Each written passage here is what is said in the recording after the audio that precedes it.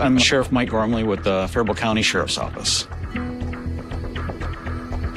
When I got the call from our dispatch, I was at home sleeping. I got dressed and jumped in my truck and headed to the scene. We haven't had very many homicides in Faribault County. It was definitely a oh crap moment, and I wasn't sure what we were going to be dealing with. I'm Tom Fletcher. I am the Chief of Police for the City of Blue Earth. When this happened, I just remember thinking, we have to preserve the crime scene, so everybody else was out, except for the body upstairs. When Sheriff Gormley showed up at the scene, we informed him of what happened. They informed the sheriff that this entire family, with one exception, has been attacked in a savage way. One is dead, an adult male, 37 years of age, and his name is Christopher Fulmer. The surviving victims, at least at the moment, are his girlfriend, Candace Freeman, and her 3 children. 38-year-old Candace Freeman is near death at the hospital. A 15-year-old girl and her 19-year-old sister both have fractured skulls. There is also a 6-year-old girl found at the crime scene who is unhurt. 3 victims in there with life-threatening head injuries, and we didn't know they could very well die. Before Candace passed out, she told the medical people that she had been attacked by someone wearing a black ski mask, and that she and Chris, her boyfriend, were both asleep when the attack began. Everyone's greatest fear.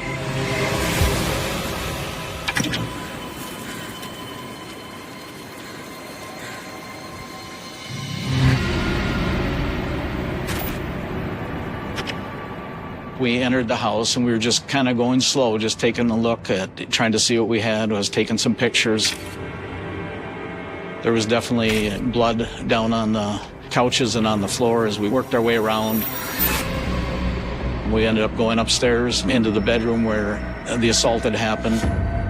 Before we entered the victim's bedroom, I had gotten information that the person had been bludgeoned, so in my mind I was already preparing to see that, but it was not enough.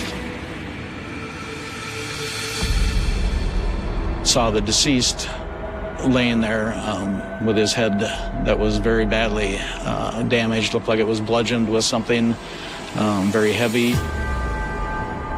This is beyond the pale. His head is crushed nearly flat. How many blows would that take? A number. When you kill like this overkill, this savage attack, you don't see this as a criminal act. You see this as administering justice. You need to punish the victim, and you're having a wonderful time doing it.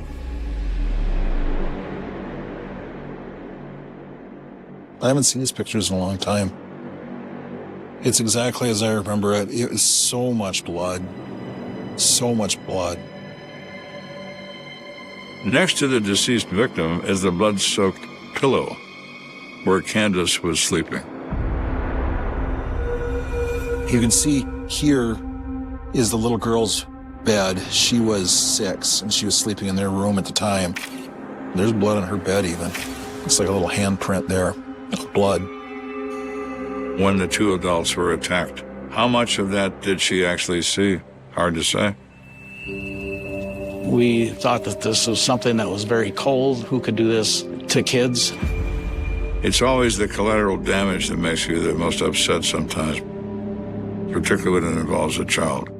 I've been there and done that, and it's just awful when you have a little human who is faced with how adults behave. And will always remember it, will always be frightened by it. Breaking into a house, trying to kill everyone in that house is someone not of a regular mindset. Why were the others injured as well, but not as badly? We didn't know. So they go to the teenage girls' rooms to see if they were attacked in bed.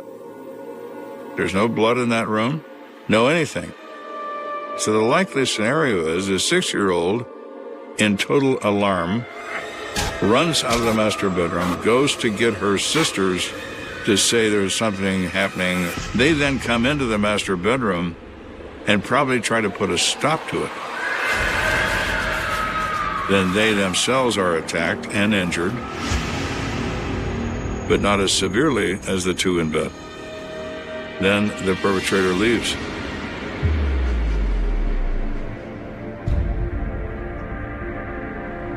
We weren't exactly sure what we were looking for a murder weapon, but we knew it was something of some weight. Whatever it is, it's going to be covered in blood and brain tissue.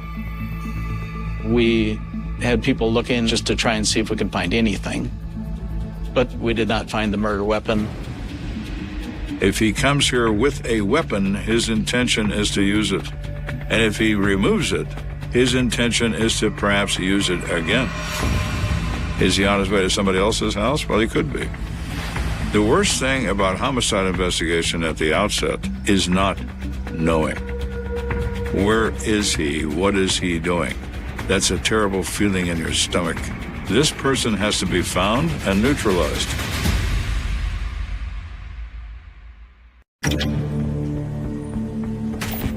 When we stepped into the house, the crime scene was like a nightmare.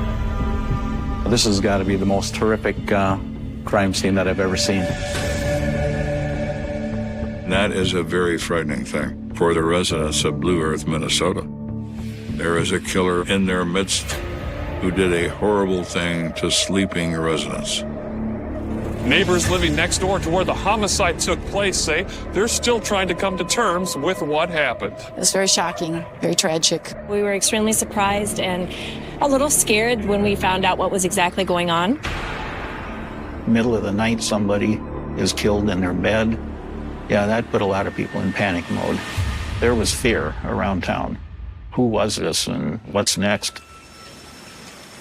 So we were definitely concerned. We'd already called for the BCA to come down and assist us with the crime scene and investigations. My name is Michael Anderson, and I'm a special agent for the Minnesota Bureau of Criminal Apprehension, which is the state crime bureau in Minnesota. And I remember meeting with Sheriff Gormley at the hospital to try to get an update and determine if we can get any more information from the victims about what had happened to them. But they can't interview them yet. Candace Freeman is in a medically induced coma and may not survive. She has enormous contusions to the brain and multiple skull fractures. Her one eye was destroyed and had to be removed. The teenage girls have non-life-threatening injuries. They expect a full recovery, but they're still being treated. We thought Chris was definitely the primary target by the amount of blows that he sustained. And our team did some investigating and looking into the background of our victim. My name is Karen Cawthor. I am Christopher Fulmer's sister. This one right here brings up a lot of memories of him when he was younger. But yeah. Christopher was very smart, witty. He was very spunky, and he liked to joke around a lot. He would always try to cheer you up, make you smile, forget about your problems for a minute. He used to always make me laugh. We used to sit and play Monopoly for hours at a time, and video games, a lot of Nintendo. I think of all the good memories that we had, and at least I got to have him in my life for as long as I did. I received a phone call from my mom saying that Christopher was no longer with us, and I thought she was joking at first. And she said, no, it's the truth. And the hardest day of my life, really. So.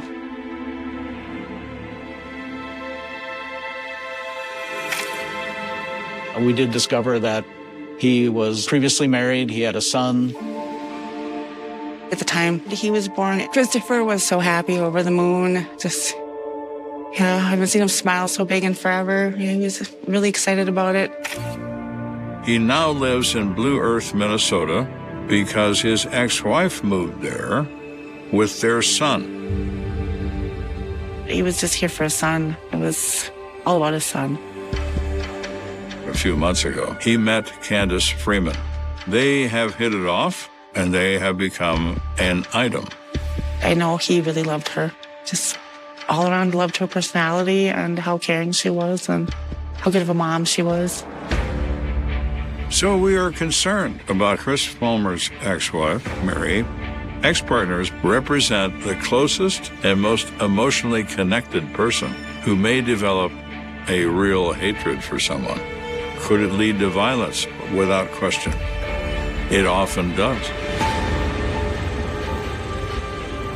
We had learned that they did have a contentious past. That she was controlling my brother. He couldn't talk to people or go out or anything. They just didn't get along that well. They fought all the time. They had terrible arguments, and the marriage just kind of fell apart. He had fought for a really long time to get back into his son's life because for some reason she just cut him out and wouldn't let him see him at all. Now that raises an eyebrow in both the chief and the sheriff. What if the emotions of that still linger in his ex-wife?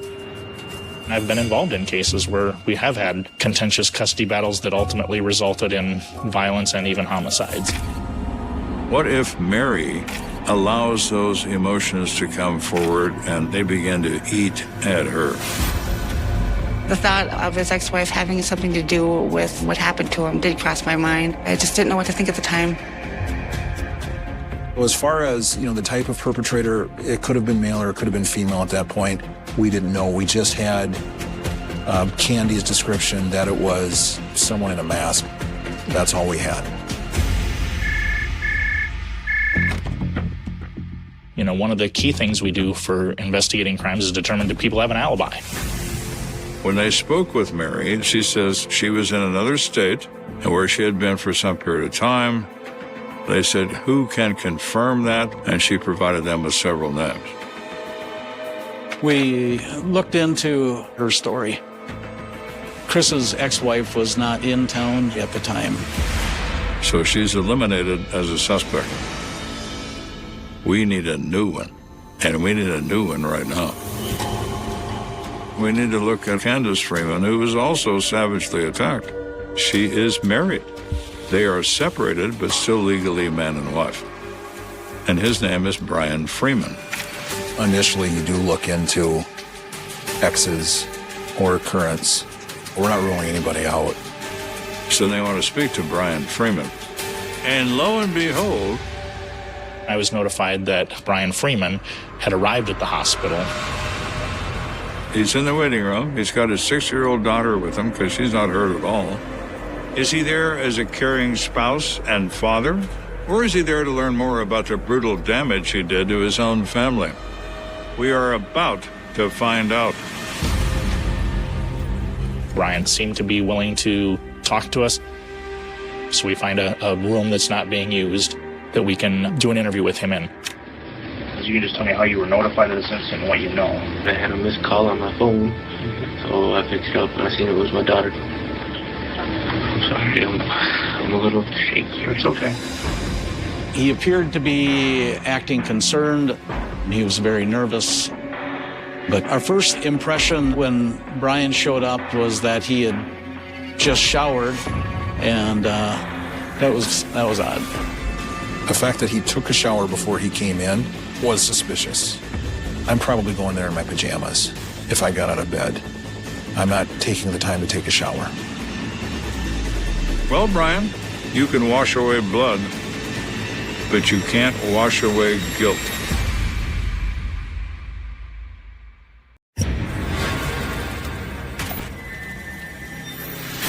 So, someone murders Christopher Fulmer in the bloodiest way imaginable. And now Brian Freeman is showing up at the hospital, freshly showered. He doesn't prove anything, but it's awfully suspicious. We asked him about his situation with Candace and why his family was staying with Chris Fulmer. Brian says they've been together for 8 years, but they would fight and they would argue. They mutually apparently decided that it's time to move on. So Brian Freeman and Candace are going through a divorce, but it hasn't been completed. What's been the status of your relationship as of late? It's pretty good. I guess. We have our arguments. What are they about? Most of the time with money. Okay. Not enough of it? Yeah, pretty much not enough of it. Okay. One of the things we look at in a situation like this is we try to alibi out anybody or could have a motive or anything like that or a connection to the people. He said he had a fireman's dance. He was on the Ceylon Fire Department. He's a volunteer fireman. Ceylon is a small town. It's about a half hour away. Who else would be some people that would have seen you there? My fire chief, his wife, and members of my fire department. After talking with Brian Freeman, they see nothing alarming about his demeanor and nothing alarming about what he had to say. I gave him my cell phone number and just told him, if anything comes up, just give us a call. After speaking with Candace's estranged husband, investigators are even more anxious to get a first-hand account from someone who was there during the attack. Luckily, the doctors give them the go-ahead to speak to the 2 teenage daughters. They begin with the 15-year-old daughter.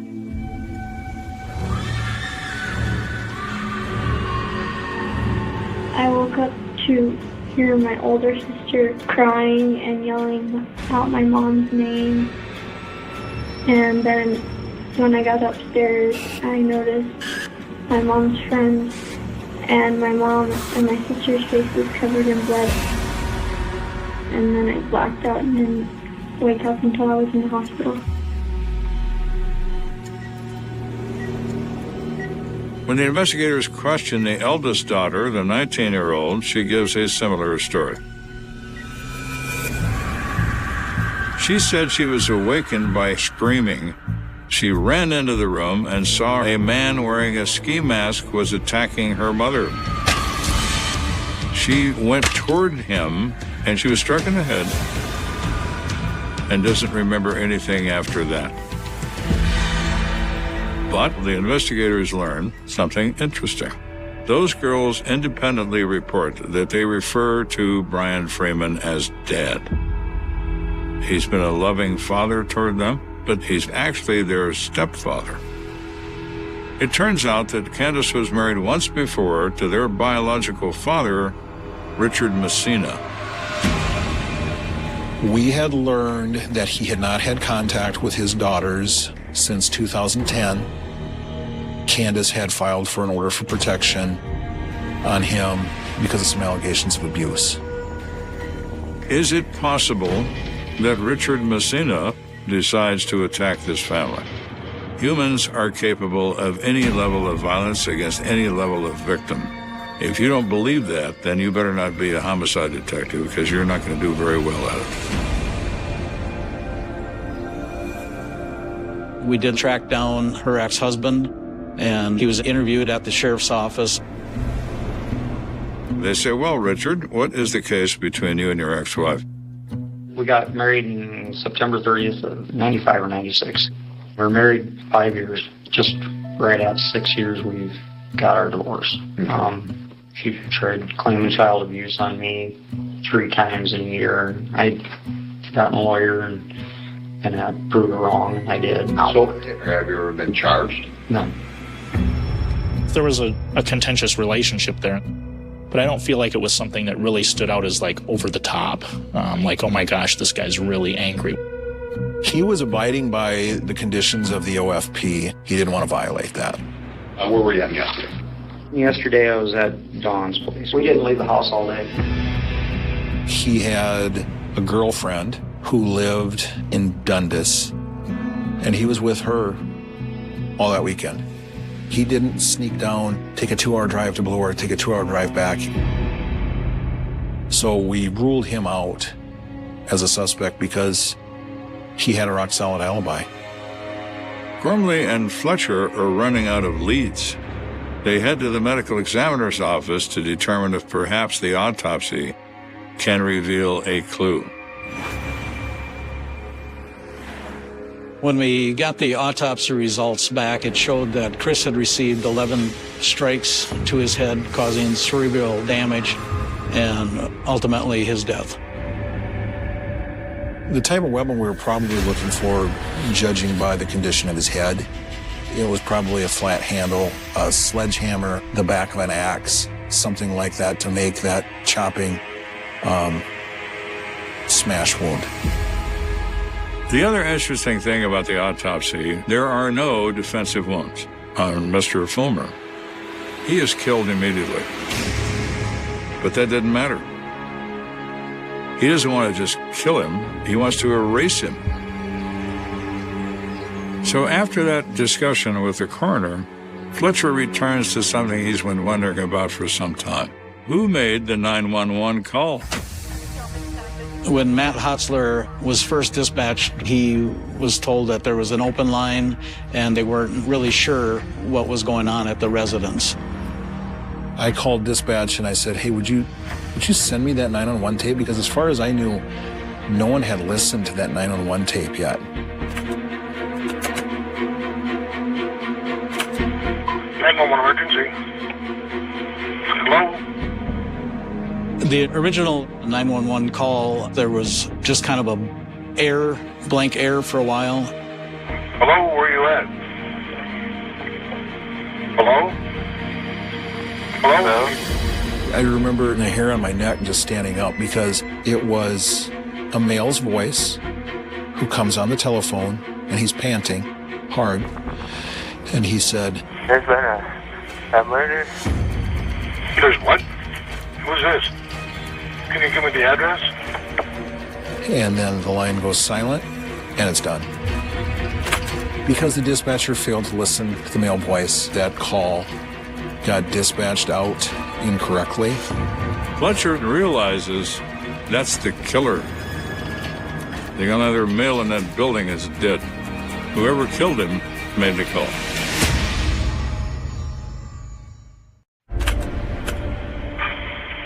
Hello, can I help you? The 911 call started out as a mystery, and now it's even more of one. There's been a murder. A killer reporting what he's just done. Is he trying to apologize? Is he trying to get medical treatment for these people? Why would the killer make that call? We had at that time probably 2 BCA agents, the sheriff, and myself working on this. Everybody was out chasing something down. We had people talking to neighbors, trying to see if they heard anything, saw anything. We were unsuccessful with the neighbors. Given the time of night, everyone was in bed. But they talked to Chris's landlord and asked him what he knew about the relationship between Chris and Candace. The investigators learned something interesting. Chris Fulmer indicated he had been dating a woman who was married, and he was dealing with, I think the term he used was jealous husband issues. So that certainly didn't match up with what Brian Freeman was telling us. He said that the relationship was good and there was no issues or concerns with her spending, the weekend at Chris Fulmer's house. So that sort of tripped some red flags for us. It wasn't all sunshine and roses like he sort of made it out to be. Another piece of the puzzle falls into place when the investigators learn more about Candace's family. While her first husband, Richard Messina, is the father of her 2 teenage daughters, her 6-year-old had a different father, Brian Freeman. The one person that's in the house that doesn't receive any injury and is not attacked in any way is his biological child.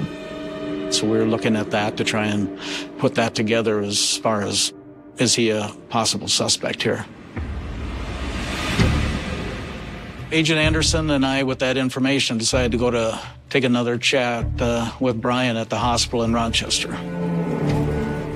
So they start to ask him questions about his alibi of the night in question. And Mr. Freeman begins to be rather vague.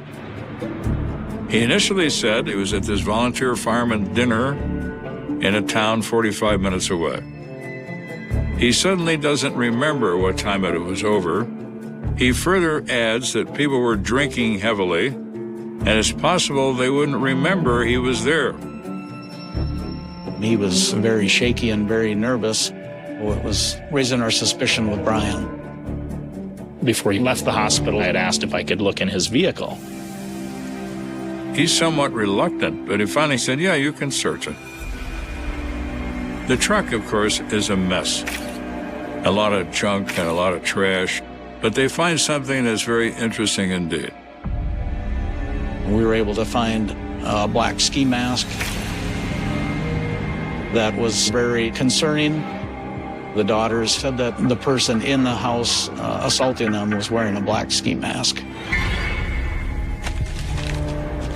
Brian said that he had those ski masks in his vehicle just because of work, and it's a possibility, but with the circumstances, that just didn't add up. After seeing that, we seized Brian's vehicle, and it was taken back to the sheriff's office and processed by the BCA crime lab. Brian indicated he was going to go home. His mother was driving him around at that point, and so we had made a decision. We felt it was important to put some surveillance on him. And so I had made contact with one of my colleagues to kind of get in position at Mr. Freeman's house in Ceylon to watch what was going on there. Eventually, we received a phone call from the agents watching Freeman's residence. They said they witnessed him carry out a black plastic bag and put it into a vehicle. Now, with the things that are going on with your family in the hospital, it was like, why are you taking trash out and putting it inside of a vehicle? It's not just the trash. It's something he doesn't want the police to see. At that point, Mike Anderson and I headed over to his house in Ceylon. I think he was a little surprised that we were there. You know, he talked to us again reluctantly. We decided to confront him about the black plastic bag the agents had witnessed him put in the vehicle. And he said there's just some crap in it. And I said, well, can I take a look at it? Brian opened up the bag and he pulled out a coat and held it up backwards to us so we could only observe the back. We thought that was a little strange, so we turned it around. And I remember seeing on the jacket for sure what looked like possible blood stains to me. Brian immediately says to them, I know what you're thinking, but that's not true. And why is that? He indicated that he had worked at a hog rendering facility where they butcher or cut up hogs, and that could be pig blood basically on his clothing. What Brian is saying is very interesting indeed. Do you know how they kill hogs in a slaughterhouse? They hit them over the head with a hammer.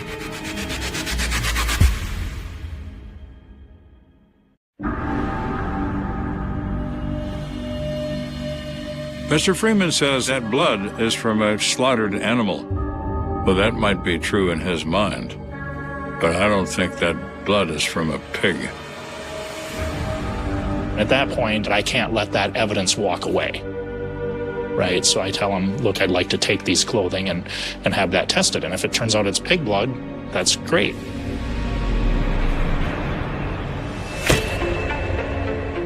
The BCA lab did a presumptive test to see if it was human or animal blood, and we were told later that it was human blood.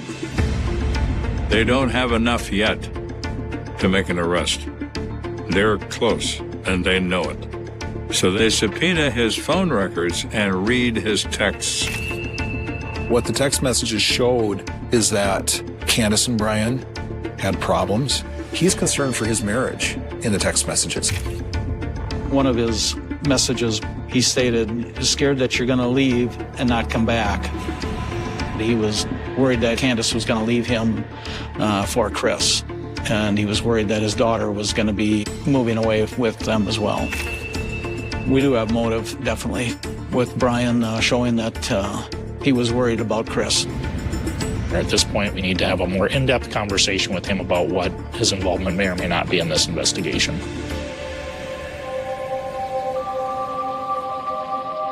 I want to reiterate that you're not under arrest. We want to talk to you about a few things. I'm not going to lie to you, okay? I believe there's some problems with what you've told us. And what Mike and I are asking you to do is be honest with us. And they start to show him the evidence they have against him, item by item by item. That's where we pushed on harder, trying to get him to come clean with the real truth of what he did. I was scared, that's why I didn't really say too much. I wasn't too sure what to say. And that's when I tried to appeal to him as a firefighter. Brian's a volunteer fireman in a small town in Martin County. Mike is a volunteer fireman in a small town in Faribault County. Brian, I'm a fireman too, and you seem like the kind of guy that I wouldn't mind having behind me on the nozzle. You don't want them to believe they're a cold-blooded killer. Make them believe that you are going to redeem them in some way. You need to finish this right. That's it. That's what got Brian to crack. I honestly didn't go there to hurt anybody. It's one of them impulse things. So you got out of your car and picked up your war hammer by mistake? How many times did you swing, do you think? I'd have to take a guess at 2 or 3 times. I think maybe that's when Candace woke up and got caught in the crossfire. And then kids? I'm thinking they may have come up the stairs, and then they got caught in the crossfire too. He minimizes the violence. He reports half of it was an accident. We have a male voice on the 911 call. It is my voice on the 911 call because I wanted somebody to come and help. It's certainly not a pure confession, but it will do nicely in combination with the remaining physical evidence. What happened to that hammer? I think I tossed it out. He had said he threw that out driving down the highway back to Ceylon and gave kind of an approximate area like near a bridge. We did later conduct some ground searches of that area, and we were able to recover the hammer on the ground in the ditch.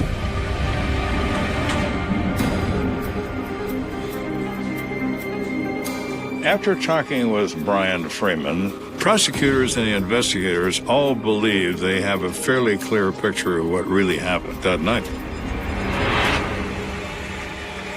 They believe that Mr. Freeman had worked himself into a frenzy over the fact that his wife was actually going to leave him for another man. This caused him to become overwhelmed by the emotion of it all. He parked at the house and sat there mustering up the courage to go up to the house.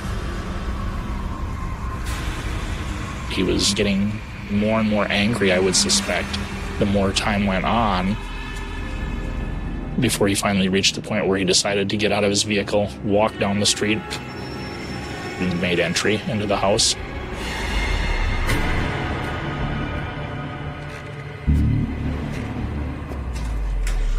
He walks into this room and he sees his wife is sleeping with another man with his 6-year-old daughter just a few feet away. At that point, he was blinded with rage. He went over to Christopher's side of the bed and hit him repeatedly with the hammer. Now, he said he probably hit Chris 3 to 4 times. It was a lot more than 3 to 4 times. He was swinging for the right field wall of Yankee Stadium every time, while his 6-year-old daughter that he loves so much is watching him from 3 feet away. What a lesson to provide your child with.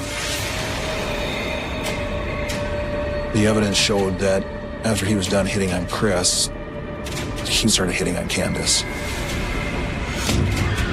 While this is underway, the 2 older girls come into the bedroom try to stop him, and he beats them off of him with his hammer, knocking them down. Girls who called you their dad. You fractured their skulls, for God's sake, Brian. You did that. Nobody else, just you.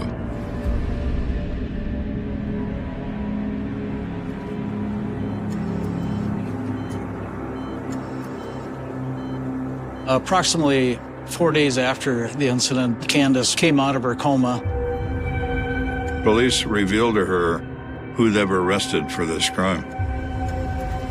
She was a little shocked and very emotional that Brian did this to them. After we placed him under arrest, Brian was charged with second-degree homicide.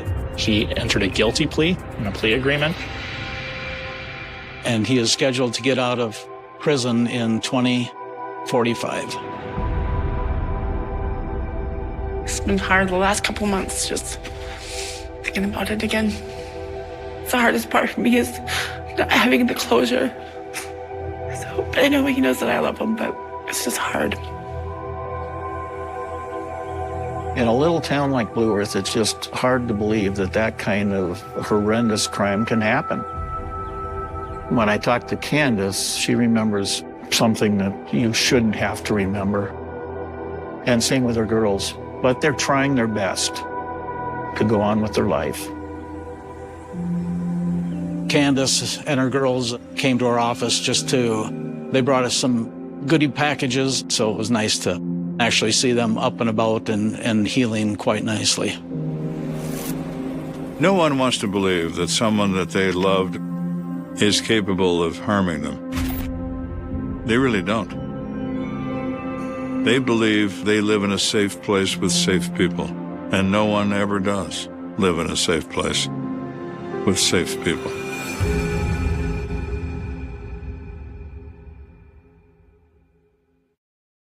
On the next American Detective, they can't think of a single reason why someone would want to fill his head with bullets. So why did you have to shoot him then? I didn't shoot him. Yet here he is. He's on the point of boil.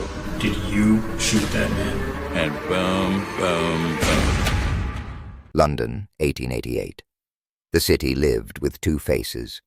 On one side, a capital of empire, with gleaming halls of power, carriages rolling past marble facades, gas lamps casting golden light onto clean pavements where gentlemen tipped their hats and ladies displayed silks from Paris. But further east, just a few streets away, there was another London, one soaked in poverty, dirt, and despair.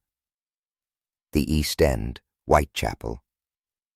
Here, fog seemed heavier, walls seemed darker, and the air reeked of coal smoke, cheap gin, and rotting refuse. Tens of thousands crammed into crumbling lodging houses, entire families packed into single rooms, and women walked the streets at night, offering their bodies for a few pennies, the only way to survive. It was in this place, among shadow and hunger, that a terror rose, a terror that would engrave its name into history. Jack the Ripper. The story did not begin with a headline or a police file. It began in silence. A woman's footsteps on cobblestones, a muffled cough in the fog, the echo of boots disappearing into the night. And then, the kind of silence that meant something dreadful had already happened. The first body appeared in the chill hours before dawn, Mary Ann Nichols, 43 years old, known to her friends as Polly. She had lived the life so many in Whitechapel lived, shifting from workhouse to lodging house, selling matches, cleaning, and when there was no other choice, selling herself. She had 5 children once, a husband once, a home once. But like so many women in the East End, poverty stripped her down until only survival remained. That August night in 1888, Polly had no money for her bed at the lodging house. The keeper turned her away. She wandered into the night, wrapped in a thin cloak, searching for a way to earn a few coins before the doors locked forever. At around 3:40 in the morning, in Buck's Row, her body was found. The gas lamps flickered, the fog was thick, and there, lying near the stable-yard gates, Polly Nichols lay stretched out, her skirts raised. At first glance, it seemed just another drunk, another soul who'd collapsed in Whitechapel's endless night.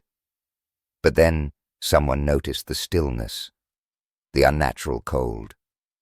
And when the police lanterns shone down, the horror revealed itself. Her throat had been cut, not once, but twice, deep, savage wounds almost severing her head. Blood pooled beneath her, soaking into the stones. Worse still, when her body was examined, terrible slashes ran across her abdomen. Mutilation. It was not the act of a thief, not the rough beating of a drunkard. It was something deliberate, something methodical, something driven by a rage too precise to be random. The constables who arrived felt a shiver creep down their spines. Whitechapel knew violence well. Every week, bodies turned up in alleys, beaten, stabbed, overdosed, starved. But this was different. This was not just murder. This was spectacle. The murderer wanted to mark his victim, to leave a message written not in words, but in wounds. News traveled fast. By sunrise, whispers swept through the lodging houses. Another woman dead. By afternoon, the papers had it. The Star called it the Whitechapel Horror. Ordinary people read the headlines with trembling hands. For the wealthy West End, it was shocking but distant. For the poor of Whitechapel, it was terrifyingly close. Every woman who walked the streets after dark wondered if she would be next. Just days later, the streets saw it again. Annie Chapman. She was 47, small, frail, worn down by years of poverty. She too was turned away from her lodging house for lack of money. She too wandered the early morning streets, desperate for the coins that would buy her shelter. On the morning of September 8th, her body was found in the backyard of 29 Hanbury Street. The scene was worse than before.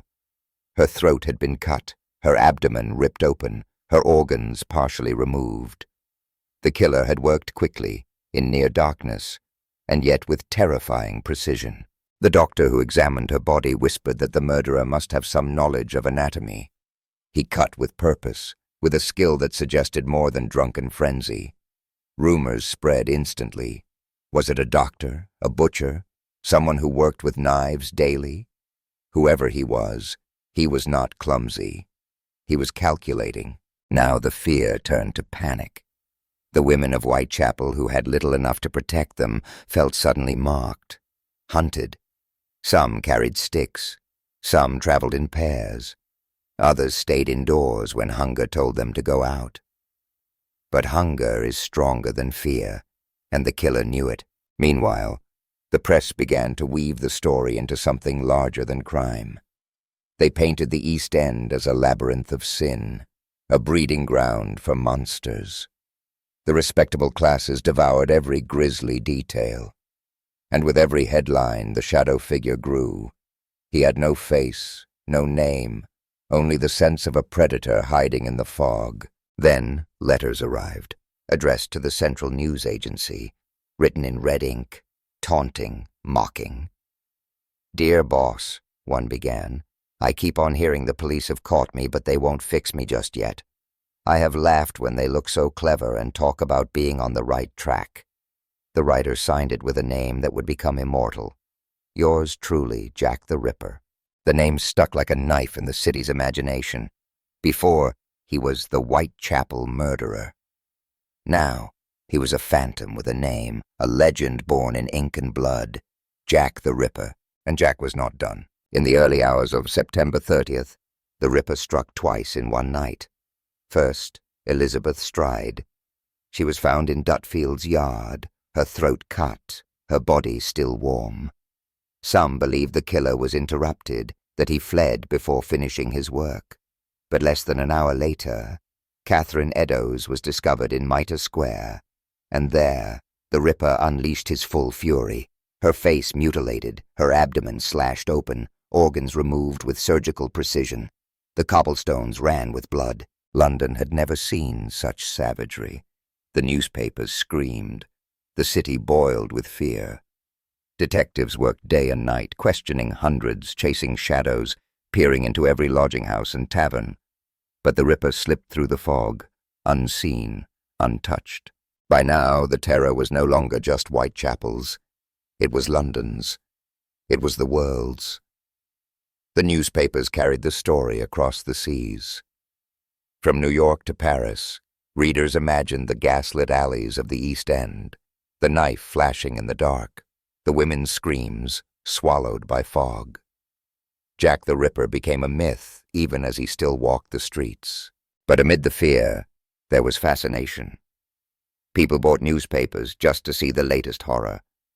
Crowds gathered where the murders occurred, standing in silence, staring at the blood-stained stones.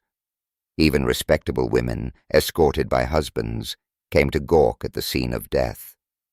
It was as if the city itself was drawn to the darkness, unable to look away. Then came the final, most gruesome act. Mary Jane Kelly, younger than the others, just 25, with auburn hair, she lived in a small room in Miller's Court. She was found on November 9th, 1888, and the sight broke even the hardiest of men. The Ripper had time, privacy, and his full madness at work. Her body was mutilated almost beyond recognition, her face destroyed, her organs scattered around the room. Even seasoned police officers turned pale. Some had to step outside, unable to breathe. It was not just a murder. It was destruction, annihilation. The Ripper vanished after that. The killing stopped. The fog rolled back in. The headlines moved on, but the fear remained. The case was never solved. The files grew thick with suspects, theories, letters, and false leads. Names came and went. Butchers, doctors, foreigners, madmen. Yet the true identity of Jack the Ripper was never uncovered. He became a shadow carved into history, his legend stronger than the truth could ever be. But in those months of 1888, Jack was not a legend. He was real. He walked those streets. He chose his victims. He bent down in the fog and cut their throats, and London trembled with the knowledge that anyone, at any time, could cross paths with him. The gas lamps still burn in Whitechapel today, but the stones remember. In the cracks between cobblestones, in the echoes of boots clicking through narrow alleys, you can still hear it. The whisper of a knife, the laughter of a phantom, the chill of a name written in red ink. Jack the Ripper. The streets of Whitechapel grew tense after Mary Jane Kelly's death, but to understand why fear burrowed so deep into the bones of Londoners, we must walk those streets with the people who lived there. Imagine the cobblestones under your feet slick with rain, the air sour with the smell of refuse and horse dung, the cries of costermongers trying to sell their goods before night fell.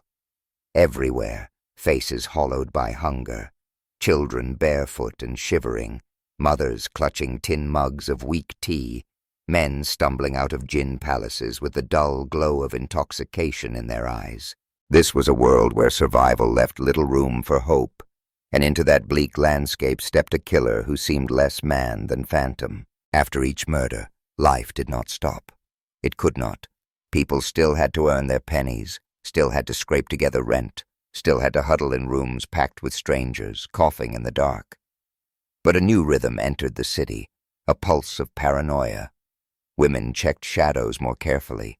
Men walked their sisters home from work.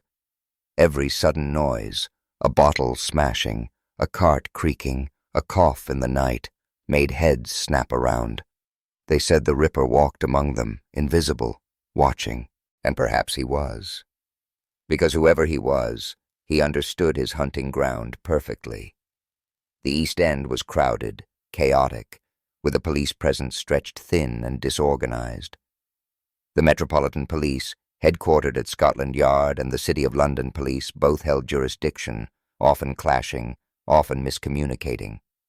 Whitechapel was a maze of alleys, narrow passages, and hidden courtyards where anyone could vanish in seconds. The Ripper used this to his advantage, striking and escaping without trace. The investigation that unfolded was unlike any seen before. Detectives moved door to door, interviewing residents, inspecting knives from butchers and surgeons alike, interrogating anyone with bloodstains on their clothing. Policemen were stationed at night, patrolling the alleys, watching for any sign of the killer. But Jack seemed to melt into the fog. He left no footprints, no fingerprints, nothing but bodies carved with precision. At the heart of the case stood Inspector Frederick Aberline, a man hardened by years in the East End, familiar with its labyrinth of misery. He was diligent, tireless, and methodical, but he faced an enemy who thrived on chaos. For every lead followed, another crumbled. Witnesses contradicted each other. Some swore they had seen a man in a dark cloak.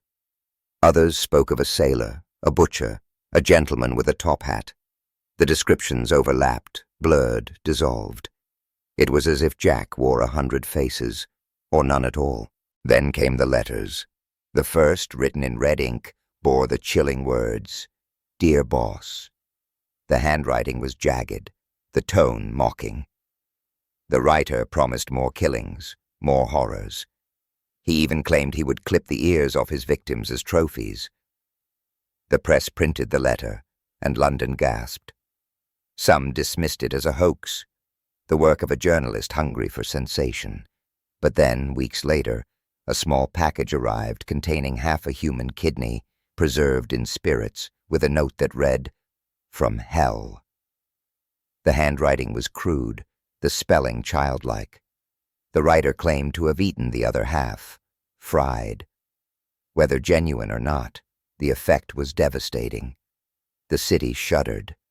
The name Jack the Ripper had already taken hold, but now it carried the weight of a monster who not only killed, but mocked, laughed, and feasted on his victims.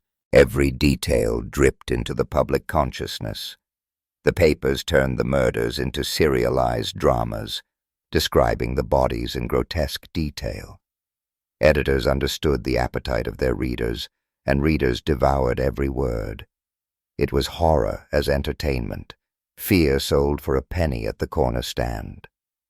In parlors, families read the latest updates aloud.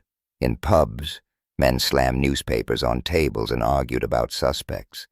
In darkened bedrooms, women whispered prayers before blowing out their candles. The hysteria spread beyond Whitechapel. Respectable women in the West End suddenly feared venturing out after dusk. Detectives received hundreds of letters from the public, each naming a supposed culprit. Neighbors, strangers, foreigners.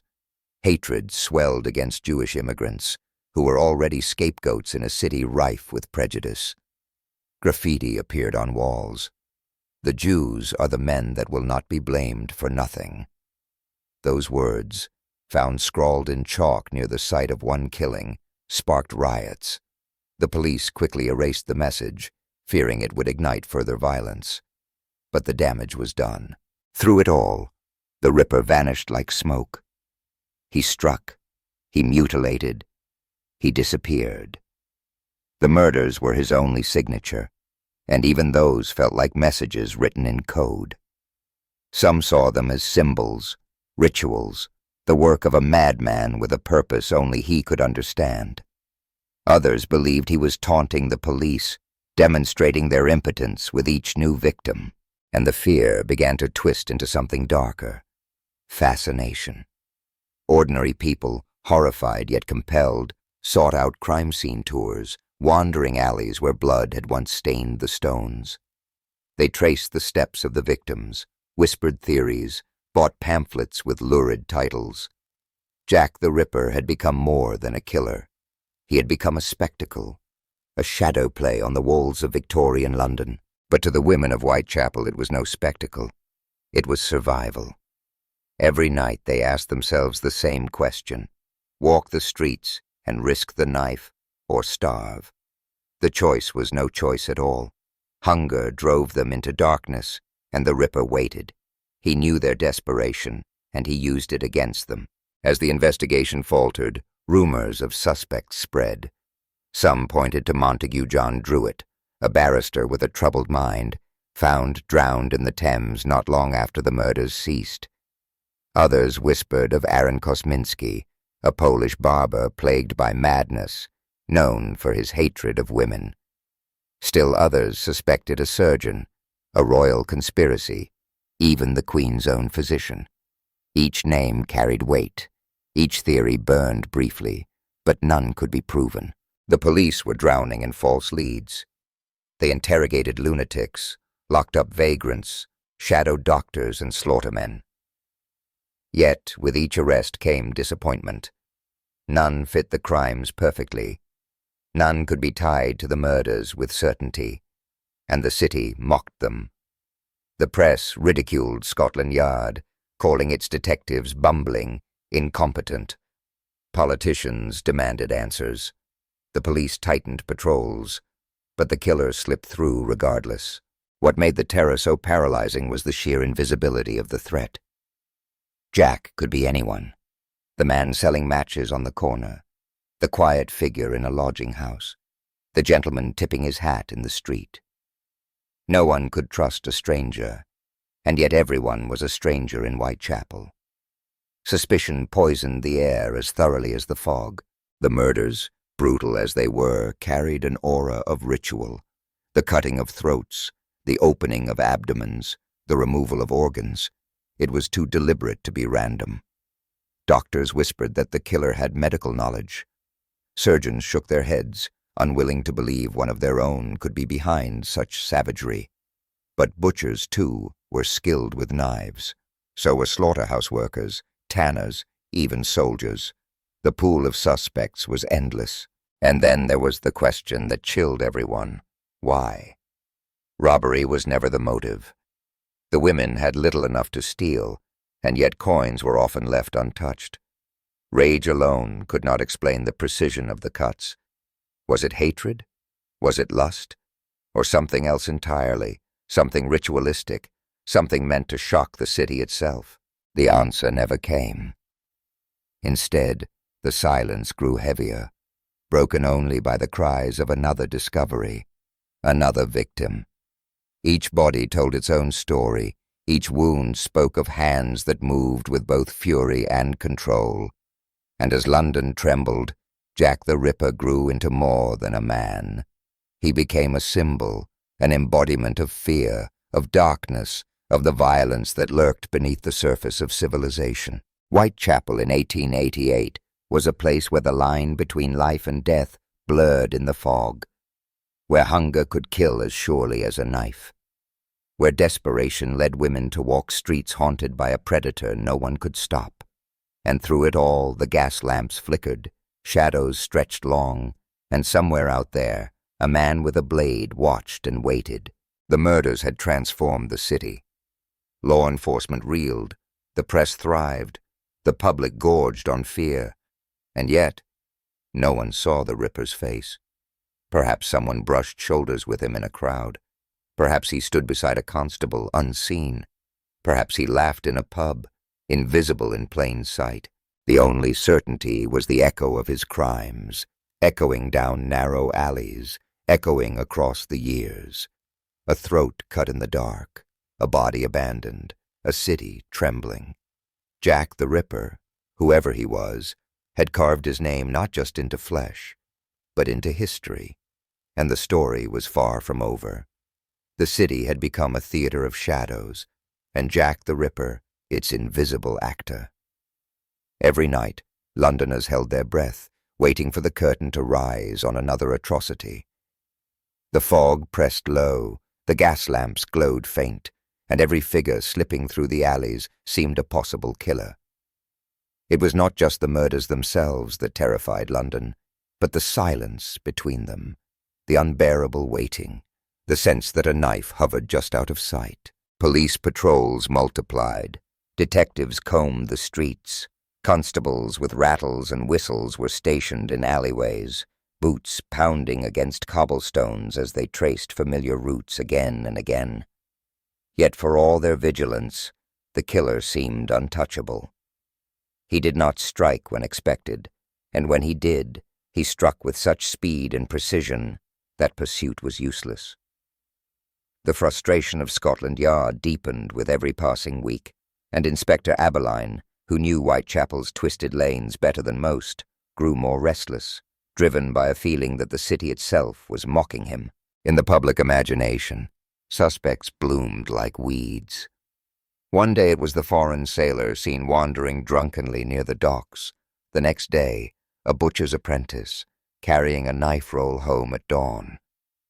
And then came the whispers of something darker.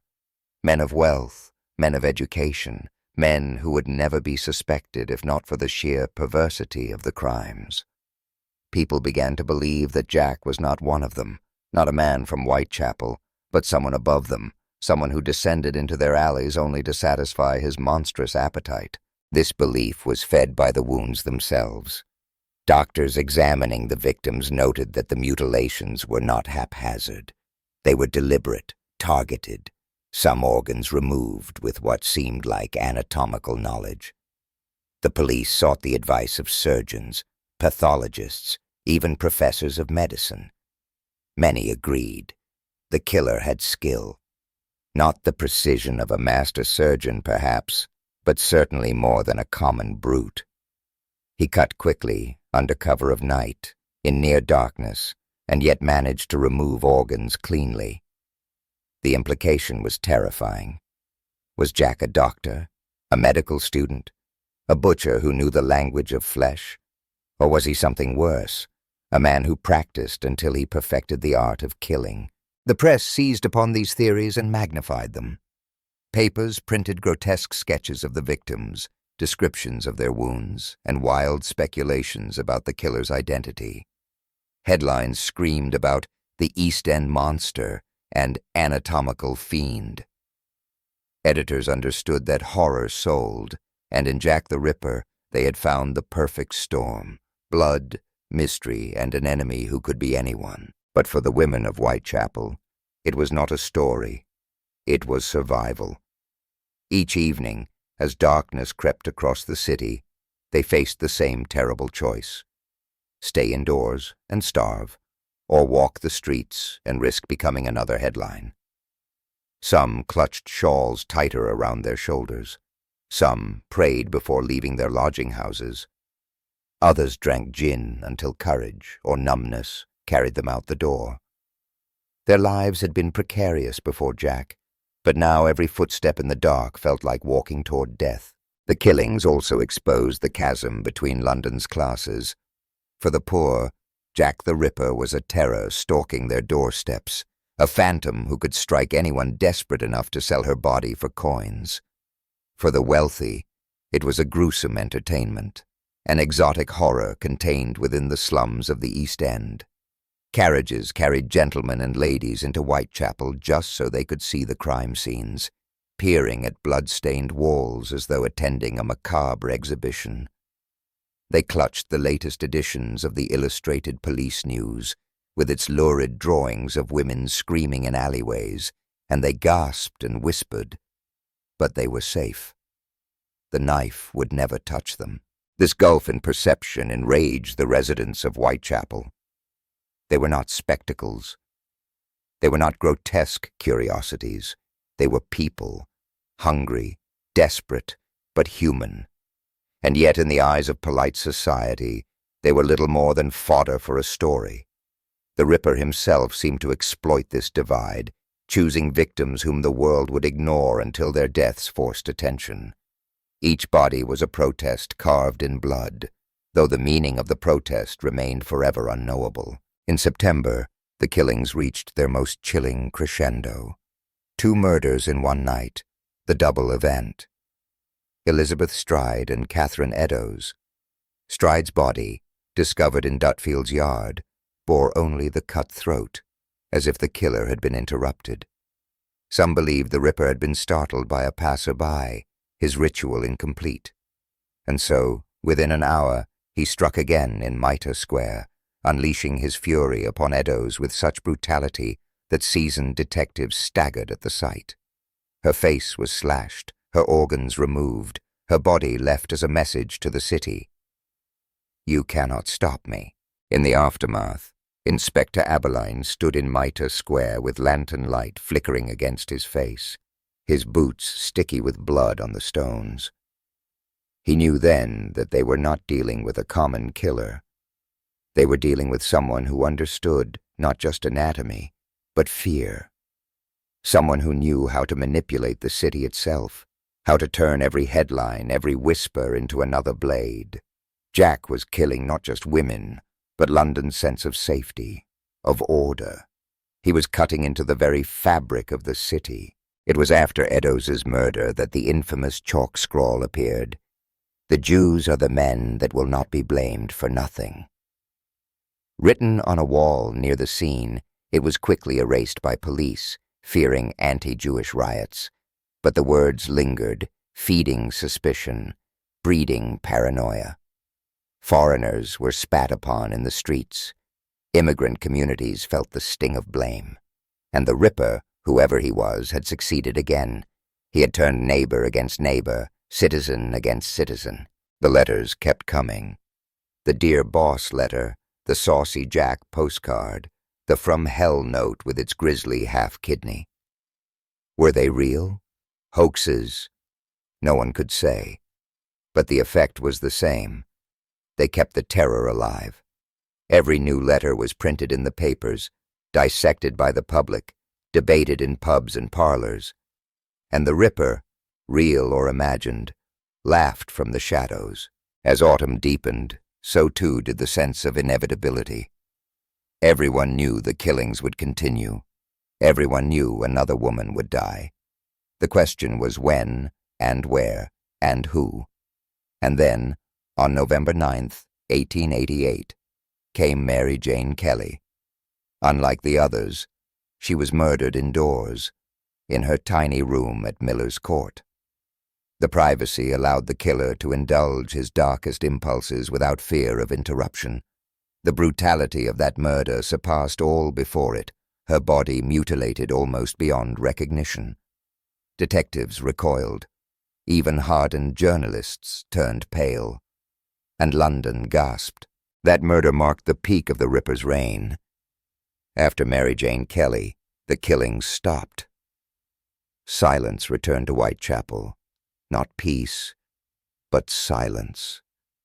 A silence heavy with unanswered questions. Had the Ripper died? Had he fled the city? Or was he simply satisfied, his hunger sated? The police files grew thicker. Suspects came and went.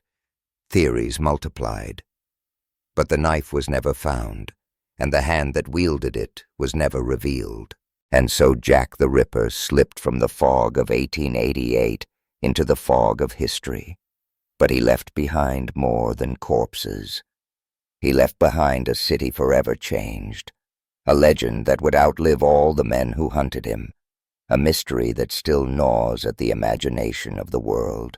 What made him so terrifying was not just the blood, not just the mutilations, but the fact that he was never caught.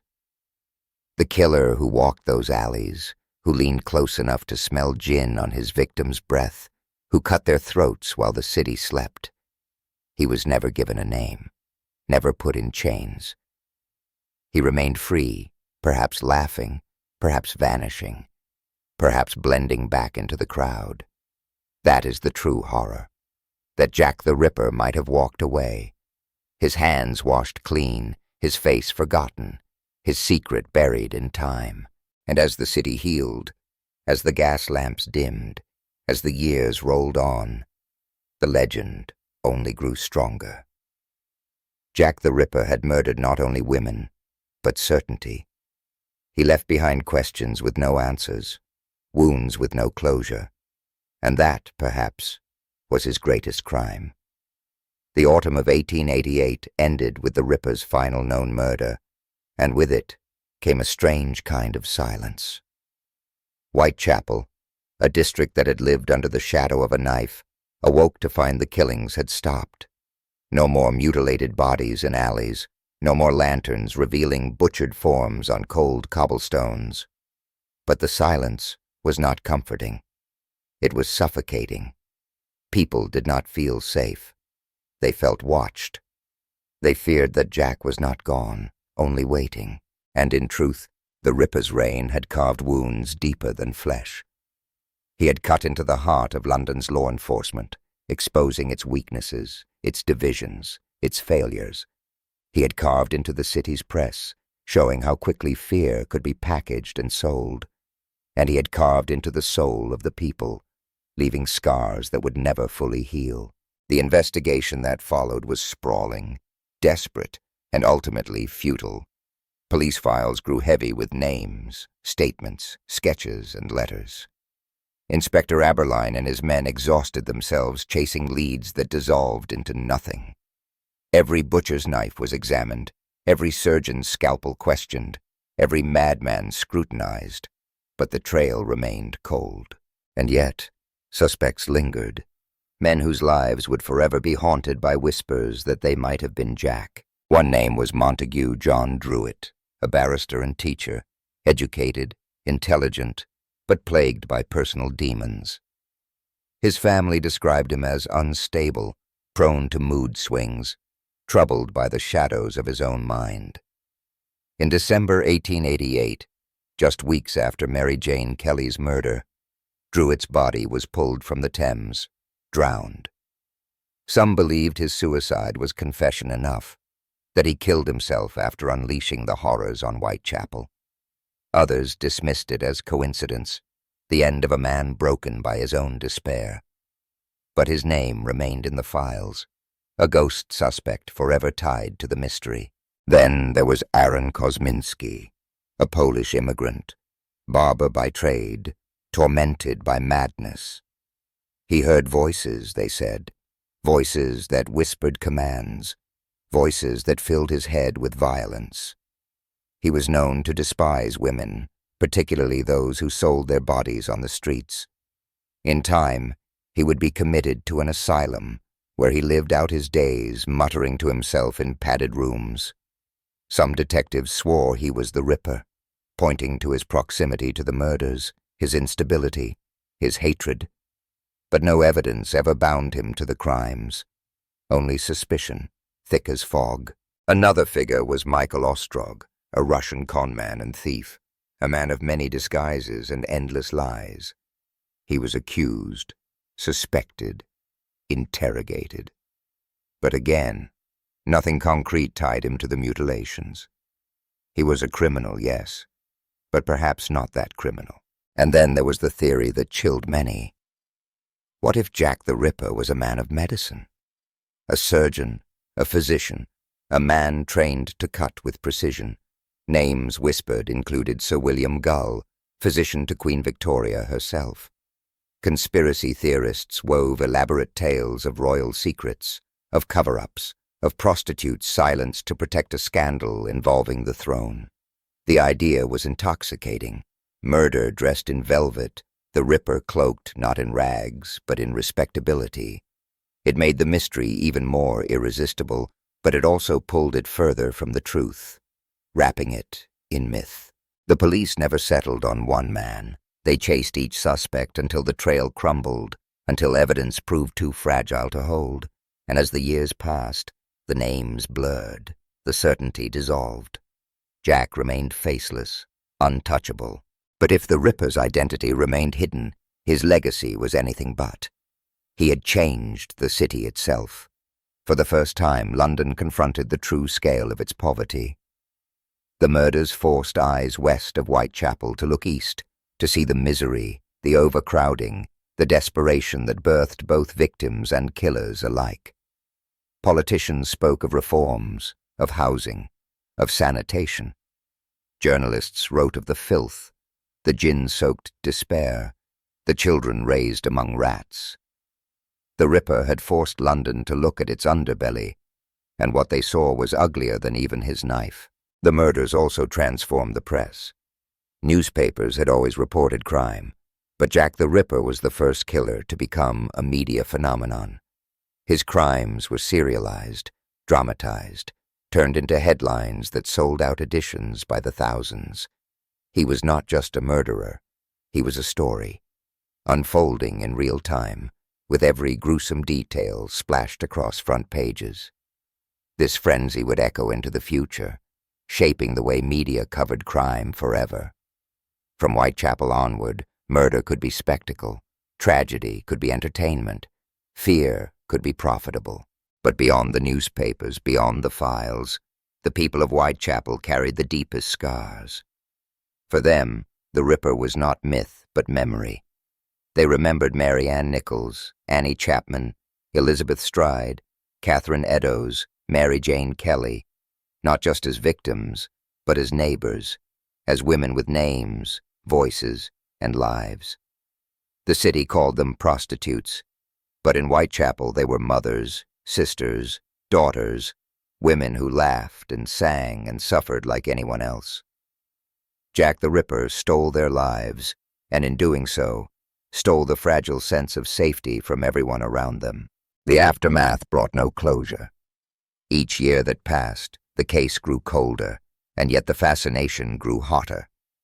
Writers, detectives, amateurs, all returned to the files, searching for the clue that might have been overlooked, the name that might finally fit. But Jack remained elusive. He was not just a man anymore. He was an idea, a whisper of horror carried on the wind, and that whisper spread beyond London. Across Europe, across America, the name Jack the Ripper echoed. Other cities spoke of him. Newspapers abroad reported on his crimes as if they were local tragedies.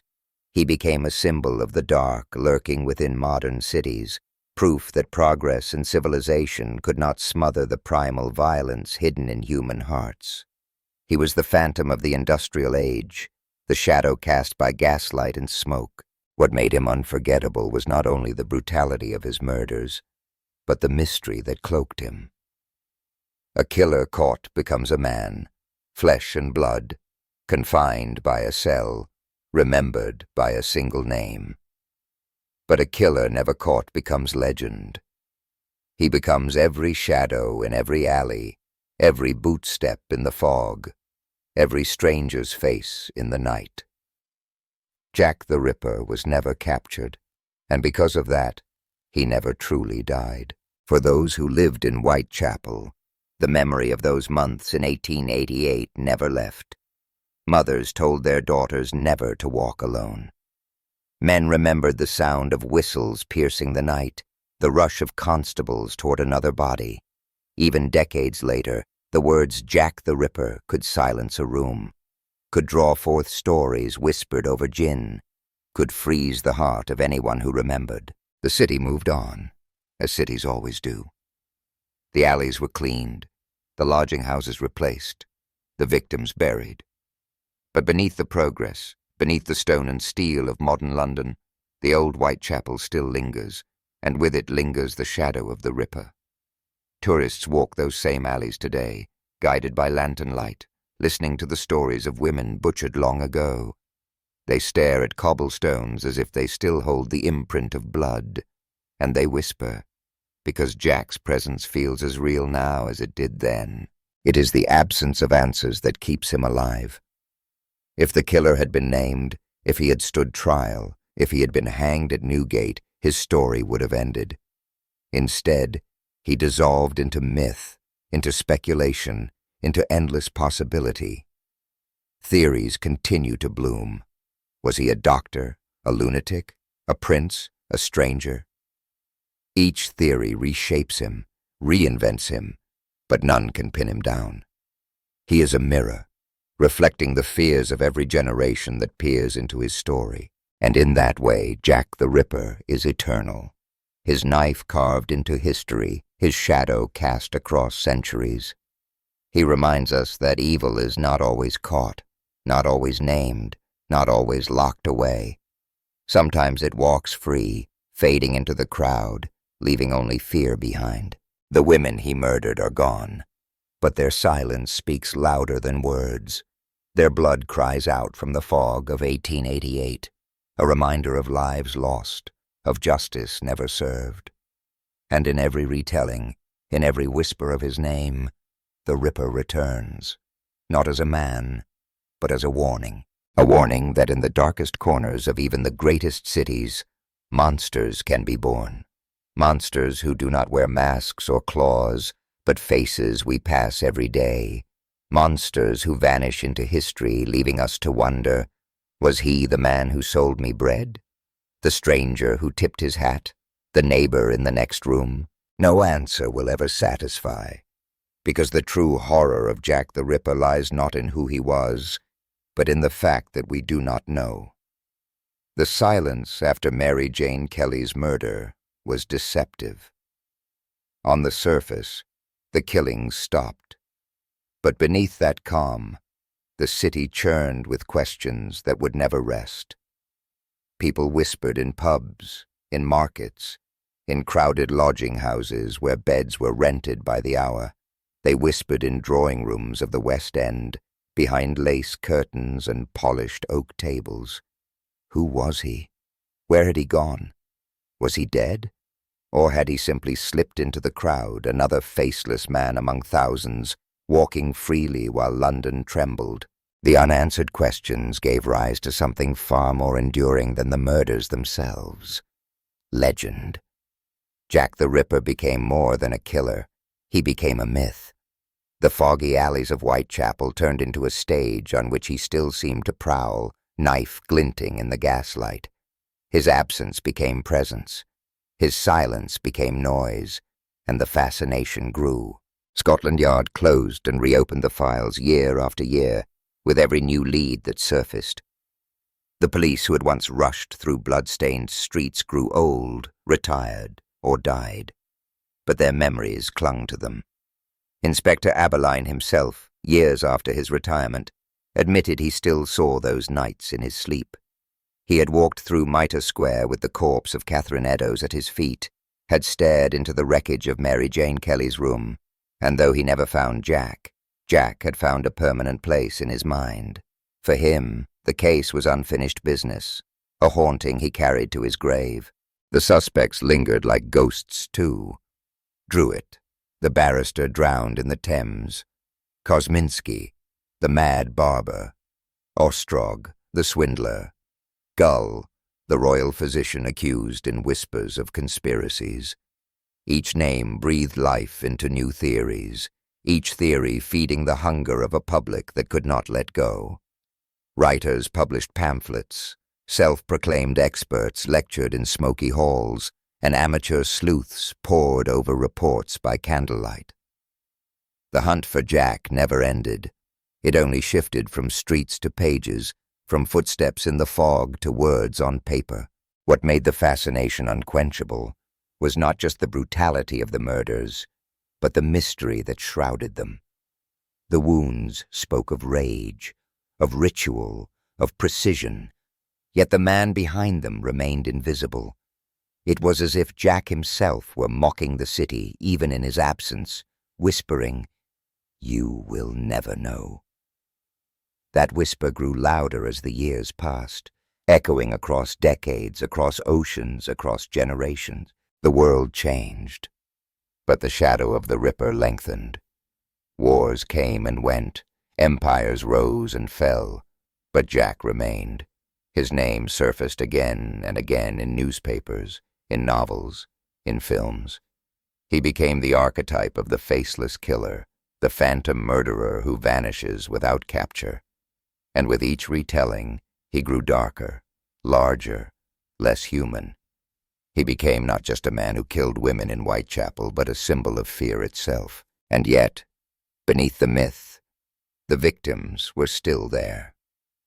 Mary Ann Nichols, who once had a husband and children before poverty crushed her.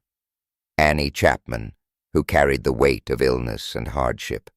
Elizabeth Stride, who longed for stability she never found. Catherine Eddowes, who sang in the streets and wrote verses before gin and desperation overtook her. Mary Jane Kelly, the youngest, still dreaming of a life beyond Whitechapel's grip. They were women of flesh and blood, women who laughed, who cried, who suffered and endured. The Rippers stole their lives, but history nearly stole their humanity, reducing them to names in a case file. Yet in the silence of Whitechapel, their presence lingers, reminding us that behind the legend were lives cut short. The obsession with the killer often overshadowed the tragedy of his victims. People spoke more of the knife than of the women it cut. The newspapers printed more about his letters than about their families. And perhaps that, too, was part of Jack's power, his ability to eclipse his victims, to make himself the center of the story. He wanted attention, and he got it. More than a century later, we still speak his name, but if the Ripper disappeared, his shadow did not. He shaped the way we think about crime, about killers, about fear. He was the first modern serial killer to capture the world's imagination, the first whose crimes were dissected in headlines and debated in parlors. He taught the press how to feed on horror, and he taught the public how to consume it. Without Jack, the very idea of the celebrity killer might never have taken hold. And yet, for all the fascination, the truth remains buried. Each generation has tried to solve the case. New detectives, new historians, new scientists, each with their own suspects, their own evidence, their own promises that they hold the key. DNA tests on old letters, analysis of crime scene reports, psychological profiles built long after the fact, all claim to edge closer to the truth. But none can claim certainty. The Ripper slips through every net, laughing in the shadows, as untouchable now as he was in 1888. Perhaps that is why he endures. A murderer caught is a murderer contained. A murderer free is a murderer eternal. Jack the Ripper never stood trial, never faced judgment, never confessed. He remains not only free in history, but free in imagination, haunting every alley that grows too dark, every footstep that echoes too close behind. And in Whitechapel, his presence lingers most of all. Today, tourists walk the streets with guides who carry lanterns, pointing to stones where blood once pooled. They stand outside buildings where the victims once lived, where their laughter and pain filled narrow rooms. They stare at windows, at doorways, at passages, and they imagine the fog, the fear, the knife. Jack has become an industry, a story told and sold, but beneath the spectacle lies something deeper. The raw reminder that evil can remain unnamed, unseen, unpunished. The people of 1888 lived in a world where gas lamps flickered against walls, where fog rolled in like a curtain hiding monsters, where poverty forced choices that led straight into the arms of death. They lived with Jack as a phantom who might emerge at any corner. And in a way, we still live with him. His name is invoked whenever a killer vanishes, whenever crimes go unsolved, whenever mystery clings tighter than truth. Jack the Ripper is more than history. He is warning, he is nightmare, he is myth made flesh. The tragedy of Whitechapel is not only that 5 women were butchered, it is that a city, an empire, a world allowed the killer to slip away, to dissolve into smoke. The tragedy is that even now we do not know who he was, and perhaps we never will. That uncertainty gnaws at us, because it tells us something we do not want to admit. Sometimes evil wins. Sometimes justice does not arrive. Sometimes the killer is never caught, and so the story of Jack the Ripper remains unfinished. Each theory adds a page, each suspect a footnote, each whisper another line. But the ending is always the same. Silence. The silence of the knife after the cut, the silence of the fog after the scream, the silence of history after the murders stopped. Yet in that silence, the Ripper speaks louder than any killer since. He speaks through the fear that lingers, through the fascination that will not die, through the mystery that refuses to close. He speaks every time someone walks alone in a dark alley, and feels the hair on their neck rise. He speaks every time a newspaper turns murder into spectacle. He speaks every time we remember his name, and in that way Jack the Ripper is still here. Not in flesh, not in blood, but in shadow. A shadow that stretches across centuries, reminding us that the worst monsters are not those we see, but those we never catch. The silence that followed the Whitechapel murders did not erase Jack the Ripper. It immortalized him. He faded not into obscurity, but into legend. A legend that grew stronger with every year that passed without answers. In the very absence of resolution, fascination was born.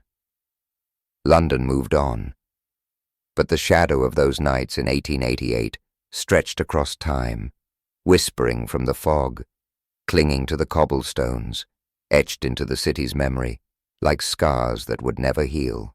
The Ripper had been more than a murderer. He was a mirror, reflecting the anxieties of an age. The Victorians prided themselves on progress, on empire, on science and industry marching toward a brighter tomorrow. Yet in Whitechapel, progress crumbled into hunger, disease, and despair. The Ripper's knife cut away the veneer of civilization, exposing the raw rot beneath. He reminded the world that beneath the gas lamps and carriages, beneath the polished boots and gilded parlors, darkness thrived. And it was not just darkness, it was obsession. For the first time, crime had become a spectacle consumed by the masses. People collected newspaper clippings, argued theories in public houses, gossiped about suspects at dinner parties. The horror had become entertainment. This was the birth of what we now call the media frenzy, a relentless feeding on tragedy that blurred the line between reporting and performance. Jack was not only a killer, he was the first true celebrity criminal of the modern age. The press printed sketches of the victims' mutilated bodies, lurid descriptions of their wounds, and taunting letters supposedly from the killer himself. Each edition sold out. Each headline shouted louder than the last. The Ripper was not just in the alleys of Whitechapel anymore. He was in the very hands of the people, printed on cheap paper, read aloud in parlors, discussed in whispers. He had infected the imagination of a city, then of a world, and in that infection he became immortal. Decades passed, and still the case refused to die. Writers picked it apart. Police historians revisited the files. New suspects were named. New theories spun. Was he the failed barrister who drowned in the Thames? The insane barber locked away in an asylum? The con man who vanished into Europe? Or the physician with ties to the royal household, his crimes buried beneath conspiracies of power? Each theory added to the legend, but none closed the case. The truth remained elusive, and in that elusiveness lay Jack's greatest strength.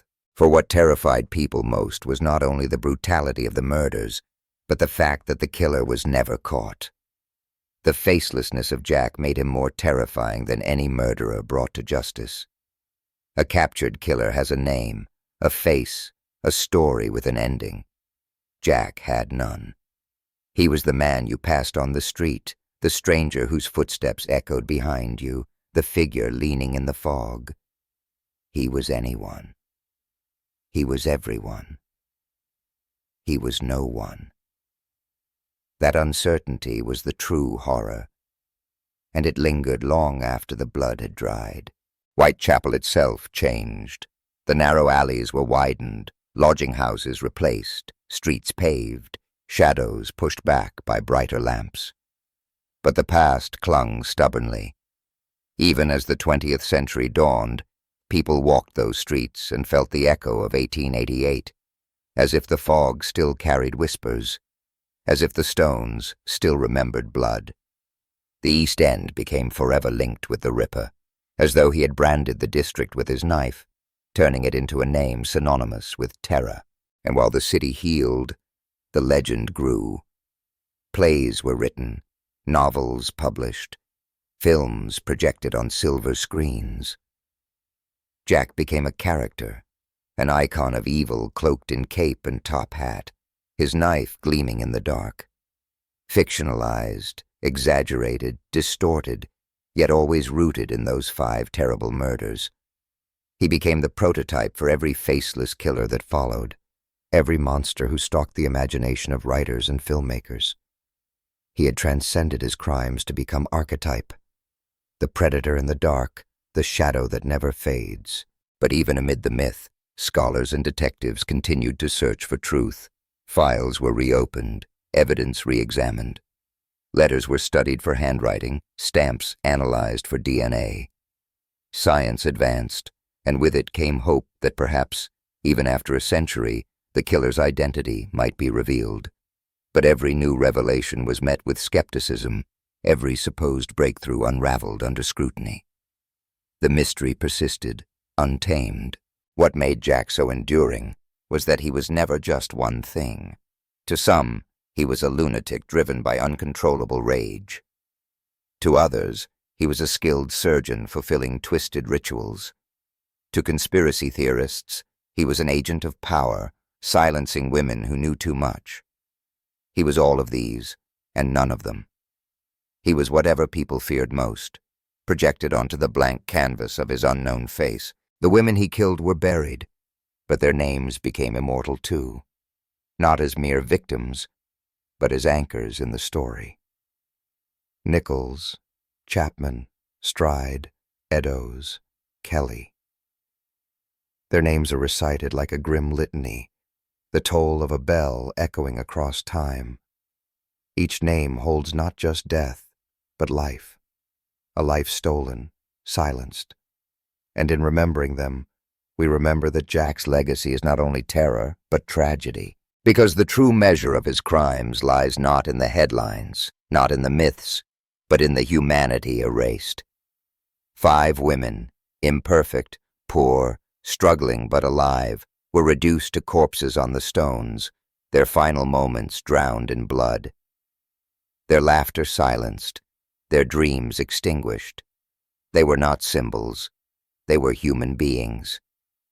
And that is where the Ripper's cruelty cuts deepest, not in his facelessness, but in theirs. He made them faceless in death, overshadowed by his own myth, and still, the fascination persists. Walk through Whitechapel today, and you will find guided tours, lanterns held high as crowds gather to hear tales of 1888. Tourists lean in as guides describe the murders in chilling detail, pointing to doorways where women once fell, to windows behind which screams might have been heard.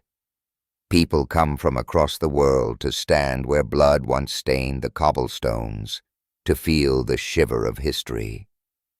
Jack has become part of the city itself, inseparable from its streets, as though his shadow is built into the bricks. Yet beneath the fascination lies unease, because Jack the Ripper is not just history, he is reminder. Reminder that civilization cannot erase violence, that progress cannot banish darkness, that monsters can walk among us unseen. His story lingers not because it ended, but because it never did. He was never caught, never punished, never revealed. The knife vanished into fog, and so did he. And because of that, he still walks, if not in flesh, then in imagination. Jack's shadow stretches across more than a century. Every time a killer strikes and vanishes, his name is whispered. Every time a case goes unsolved, he is invoked. He has become the measure of mystery, the archetype of the unknown. He is proof that some questions are never answered, some crimes never closed. And that is why he endures, not only as a killer of women, but as a killer of certainty, The city of London grew beyond him. Skyscrapers rose, electric light banished gas lamps. Crowds surged in places where silence once ruled. But still, in the cracks of the city, in the narrow lanes that survived, in the echo of boots on cobblestones, Jack lingers. The fog rolls in, and with it, the memory of 1888. A memory that chills, fascinates, horrifies. A memory that whispers, beware the footsteps behind you, for the Ripper never truly left, and perhaps that is the most terrifying truth. Jack the Ripper may have died long ago, but his presence is eternal. Not because of who he was, but because of what he represents. The shadow in the human heart, the predator we cannot see, the evil we cannot name. He was a man once, but now he is more than man.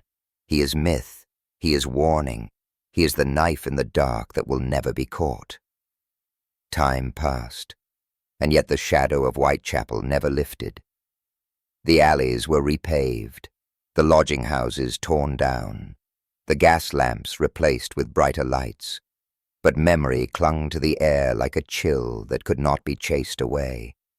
The murders of 1888 had ended, but the legend of Jack the Ripper had only begun. In the decades that followed, London transformed. The East End, once a warren of misery, slowly reshaped itself under pressure from reformers, philanthropists, and the march of progress.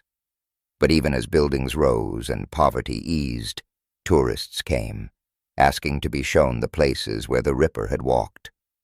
Men and women, some with excitement, others with dread, stepped into the very lanes where Mary Ann Nichols had fallen, where Annie Chapman's body had been found, where Catherine Eddowes had bled out beneath the gaslight.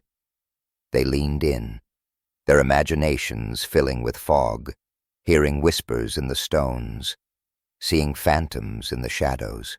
The city could not forget, the world would not let it, for Jack the Ripper was more than a murderer. He was the embodiment of the unknown. He was every unanswered question, every unsolved case, every nightmare that lingered long after the waking hour. His facelessness was his power. Because he was never caught, he became eternal. Because no one knew his name, everyone could imagine it.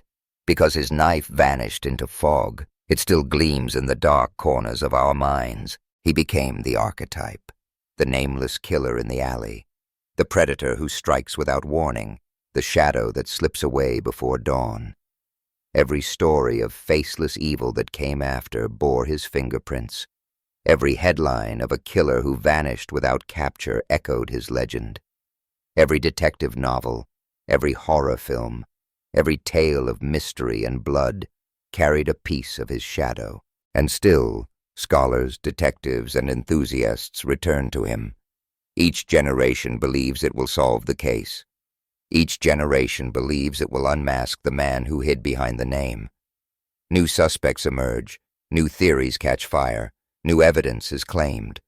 The files are dusted off, the letters examined, the crime scenes reconstructed. Technology promises answers. DNA swabs, forensic analysis, digital reconstructions, but the answers slip away like smoke. Always there, always out of reach. Jack laughs from the fog. Some say it was Montague Druitt, the barrister who drowned in despair.